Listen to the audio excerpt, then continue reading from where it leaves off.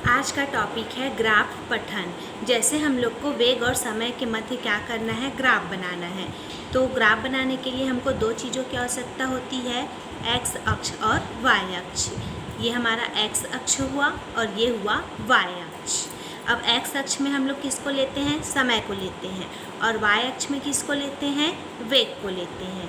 अब यहाँ पर जो ये है, ये मूल बिंदु O जीरो प्रदर्शित करती है, मतलब यहाँ पर समय भी क्या है, जीरो है, और वेग भी जीरो है। इसका मतलब क्या होता है कि जब हम लोग किसी भी दूरी को तय करते हैं तो प्रारंभ में, मतलब प्रारंभिक समय को हम लोग क्या मान लेते हैं, जीरो, और वेग बराबर क्या होता है, दूरी बटे समय, मतलब समय के साथ दूरी में क्या होते जाता है, परिवर्तन होते जाता है। तो जैसे जैसे यहाँ पर समय बढ़ते जाएगा, दूरी में भी क्या होते जाएगा, परिवर्तन होते जाएगा। जैसे हम लोग को इस भांति ग्राफ प्राप्त हुआ, तो इस भांति ग्राफ प्राप्त होगा, तो इसका मतलब क्या होगा कि जैसे जैसे समय बढ़ते गया है उसका वेग का मान भी क्या होते गया है, बढ़ते गया है, और वो यहाँ पर आकर क्या हो गया है, रुक गया है। तो इस प्रकार से हमको वेग समय ग्राफ प्राप्त हुआ। अगर एक दूसरा ग्राफ बनाएं, यहाँ पर x अक्ष और यहाँ पर y अक्ष, और यहाँ पर ये समय t को और ये वेग को प्रदर्शित कर रहा है। अगर मैं ग्राफ बना दूँ इस प्रकार से, तो इस प्रकार का ग्राफ संभव है क्या, कैसे, जैसे मतलब यहाँ पर क्या है, मतलब वेग में डायरेक्ट वृद्धि हो गई है।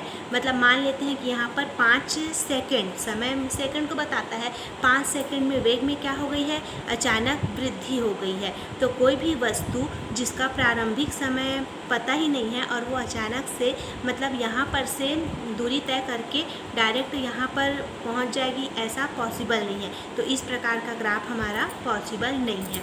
जैसे आप लोग को वेग समय ग्राफ बनाए थे, तो वेग समय ग्राफ में कुछ कन्फ्यूज़न हो रहा था, तो उसको दूर करते हैं।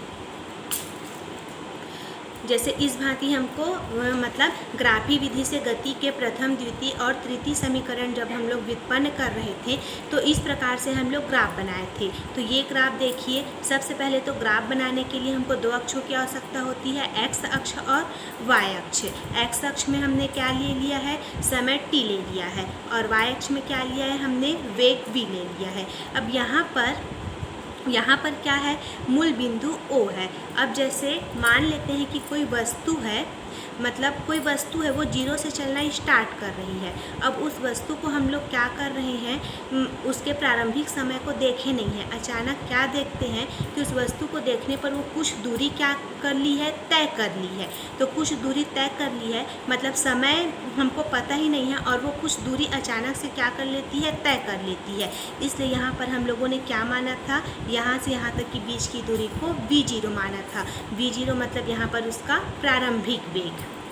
अब मान लेते हैं अब अचानक से समय बढ़ते जाता है, मतलब यहाँ तक का समय t समय लगता है, मतलब ये सेकंड में बढ़ते जाता है। तो t सेकंड के बाद देखते हैं तो अचानक से उसका वेग क्या हो जाता है, यहाँ तक बढ़ जाता है v। तो इस प्रकार से हम लोग क्या करते हैं, यहाँ पर से हम लोगों ने देखना स्टार्ट किया। अब जैसे जैसे समय के मान में मतलब बढ़ती गई, उसी प्रकार से उसका वेग भी क्या हुआ, बढ़ते गया। तो कहाँ तक बढ़ा, यहाँ तक। तो इस प्रकार से हमको ग्राफ प्राप्त हुआ था। तो यहाँ से यहाँ तक की बीच की दूरी को हम लोगों ने v0, O से यहाँ तक की बीच की दूरी को हम लोगों ने क्या माना था, v माना था। और यहाँ पर का जो बिंदु हमको प्राप्त हुआ है वो क्या क्या बता रहा है, समय t के साथ क्या बढ़ते जा रहा है, वेग बढ़ते जा रहा है। तो यहाँ पर कि ये स्थिति सदिश को बता रहा है। तो इस प्रकार से हमको वेग समय ग्राफी विधि से गति का समीकरण व्युत्पन्न कर रहे थे, तब प्राप्त हुआ था।